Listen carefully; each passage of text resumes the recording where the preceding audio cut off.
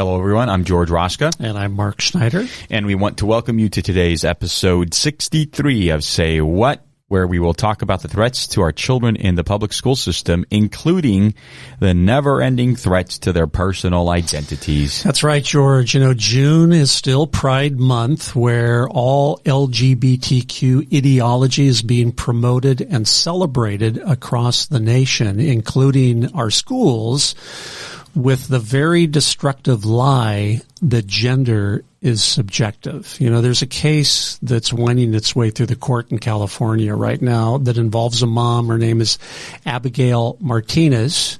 Abigail immigrated from El Salvador when she was 18 years old, 4 children, one of whose name was Yaeli Martinez. The way Abigail describes her, she was a girly girl for, her prepubescent period, loved putting on dresses and playing with other kids. But when she got to public school, around middle school, she started to get bullied by her peers. And this led to some depression and some personal issues. And sure enough, George, when she entered adolescence, her peers and the school started to encourage her to maybe consider that she was not the gender that she was born into, and that she consider transitioning. Mm-hmm. Well, her mother objected to this, obviously, and that's when LA County's Department of Children and Family Services got involved. And what happened was that she was actually removed from her home and put in foster care. Say what? Where she was able to get the transitional medical treatment that she wanted. Well, it has a very sad ending, George. Yaeli was 19 years old, and she walked into an oncoming train and ended her life that way. And Abigail is now suing both LA County and the Department of Children and Family Services. We'll see where that case goes. This just points to the fact that what we're teaching in our public schools in terms of gender identity has very serious real-world consequences. Yes. And as sort of a platform to talk about this more, we thought we would take our cue from an article that Dr. Ryan Anderson wrote for the Heritage Foundation called Contradictions in Transgender Ideology. Dr. Anderson has written about marriage, gender identity, sexual identity for many, many years. He's very well versed in this topic. And he wrote this famous book called When Harry Became Sally. Now, of course, that's taken from a film that was made by Rob Reiner, I think back in the late 80s or something, called When Harry Met Sally, starring Billy Crystal and Meg Ryan. Well, when Harry became Sally, we don't have to use our imaginations very much to realize what this book is really talking about. And Mark, there is actually a rebuttal to his book by, obviously, the left, called Let Harry Become Sally. And they are. and at least they're trying to. So, as we've discussed on previous episodes, the claims of sex and gender theorists have been captured by the highest levels in our government, including the Biden administration, corporate boardrooms, and at the schoolroom, particularly from high school down to the pre-K level. But the question, George, is, should we accept these claims? Because they're metaphysical claims. They're not just practical, as a matter of fact, prima facie factual claims. These are metaphysical claims, ontological claims about who we are. What does it mean to be real? Yeah. What is truth itself? And so we thought it would be good to look at some of these. The main claim of the whole gender identity movement being, you are who you claim to be, irregardless of contrary evidence. That's quite a claim. And unfortunately, corporations and medical associations have totally bought into this. Yes, Mark, I think let's just repeat that claim again, because I think this is the biggest thing that needs to be debunked. People are actually what they claim to be, regardless of contrary evidence. I hope parents are sitting down and listening to this claim and educating themselves through what we're going to be sharing right now on how to thoughtfully disprove this claim. And unfortunately, it's being repeated by some very established organizations, including the American Psychological Association. They put out a pamphlet entitled Answers to Your Questions About Transgender People, Gender Identity, and Gender Expression. And in this pamphlet it says, transgender is an umbrella term for persons whose gender identity, gender expression, or behavior does not conform to that typically associated with the sex to which they were assigned at birth. Now notice that expression, assigned at birth.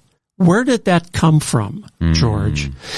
As far back as 2005, even the Human Rights Campaign referred instead to birth sex and physical sex. When you're talking about something being assigned, well, assigned by who and for what purpose? What this term is really saying is we don't know what your gender is until you're born and we can actually inspect you.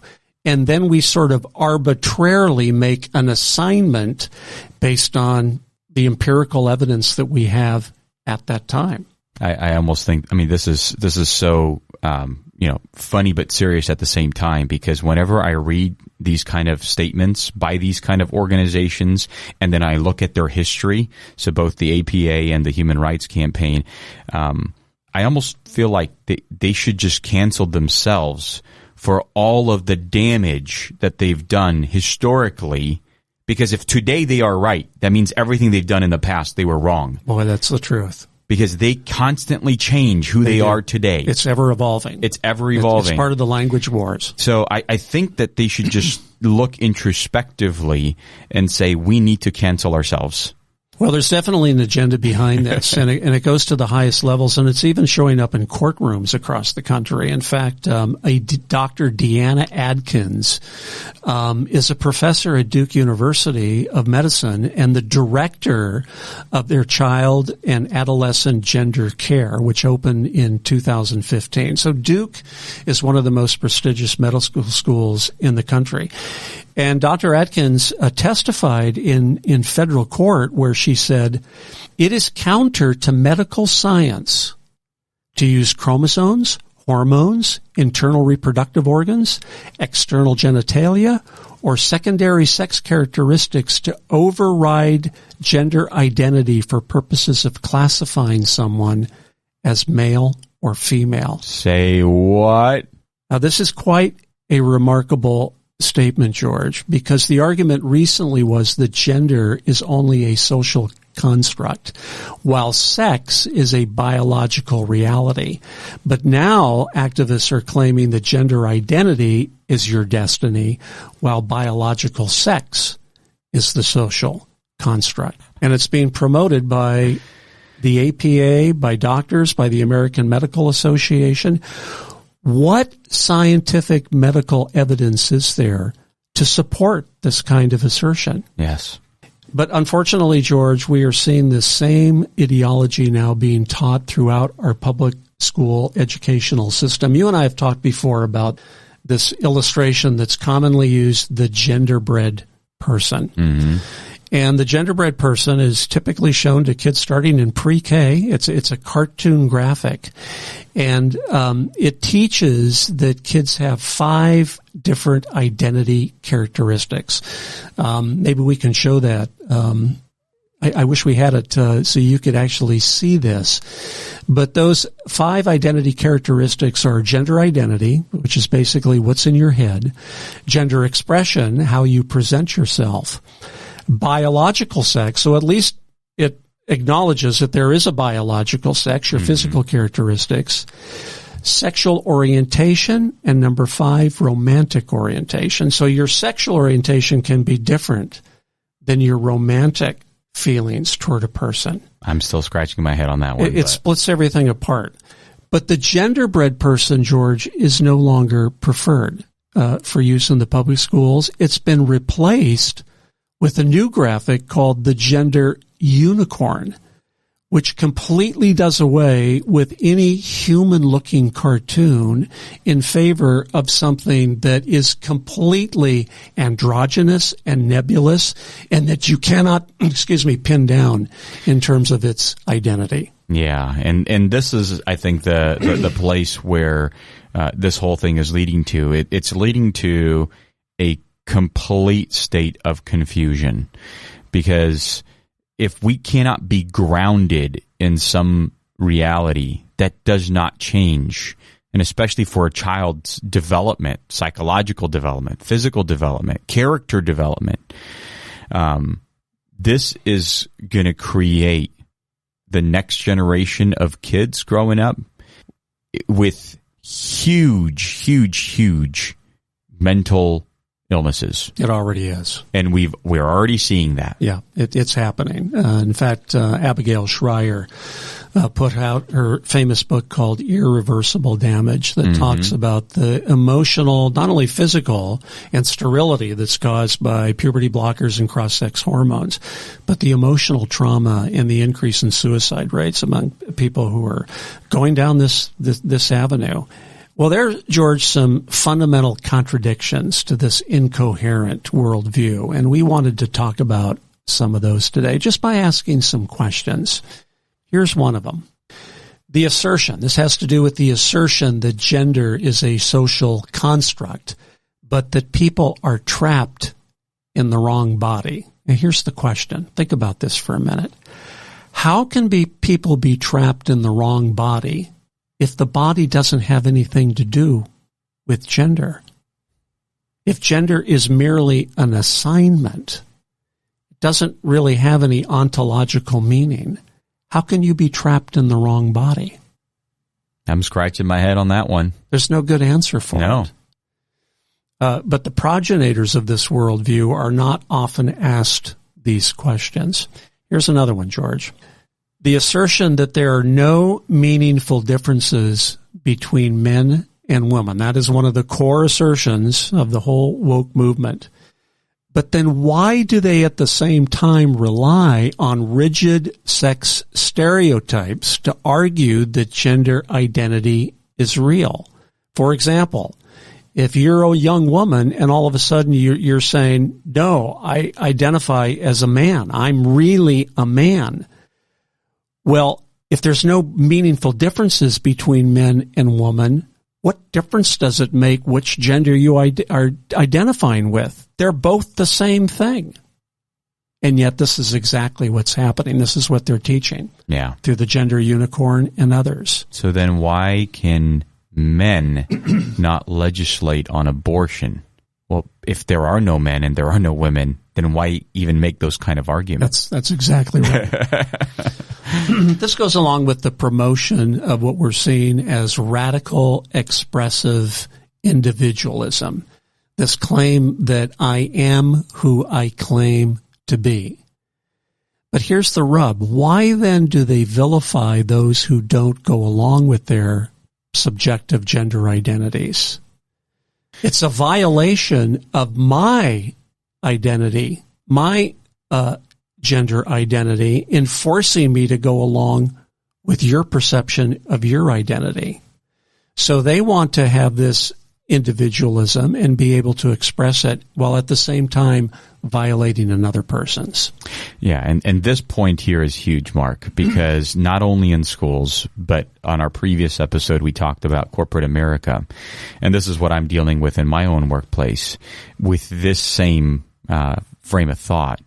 I brought this argument to my human resources director, the chief of human resources, and his response to me is that, George, we're trying to walk through this DEI, and that's why we've reframed our DEI approach to IDE.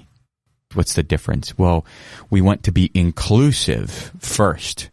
And I'm like, well, how are you going to include me? I'm claiming to have this identity. They are claiming to have whatever their identity is. But why should people even be mad at me for me having this identity? This is me. I am being my authentic self. It turns out inclusivity only applies to certain worldviews. Exactly. And if you don't happen to hold that one, then you're not part of the club. Exactly.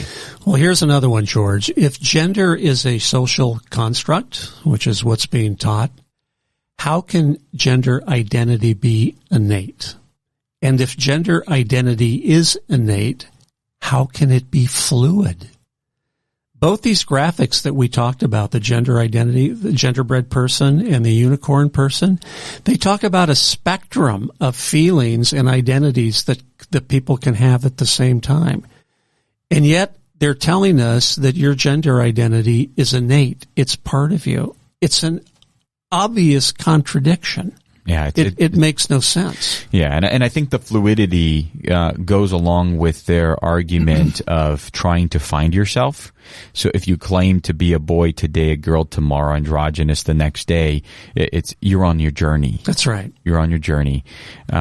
But every step of that journey, somebody from the left is saying, no, you're not. Because especially for people who have said that they were transgender in the past or homosexual or lesbian or bisexual in the past, and now all of a sudden they claim to be straight.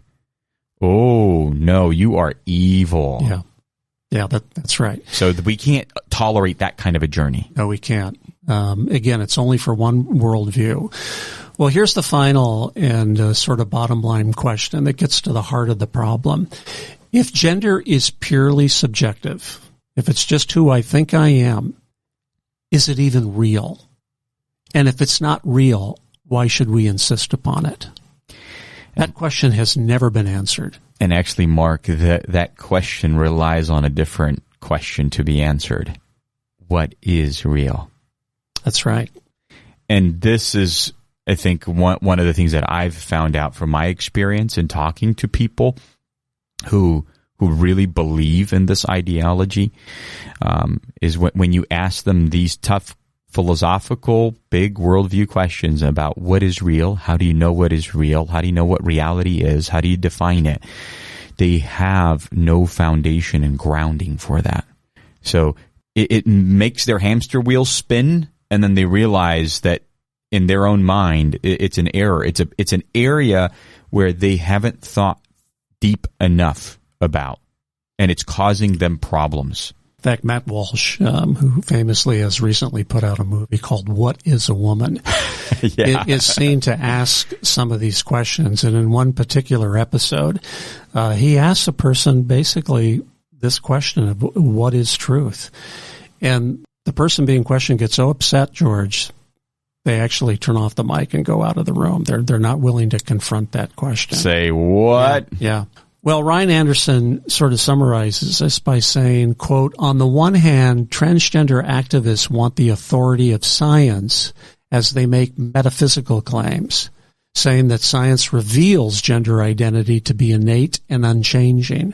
On the other hand, they deny that biology is destiny, insisting that people are free to be who they want to be. They want their cake and they want to eat it too. And they have a very shallow worldview that I would say is just stooped in stupidity.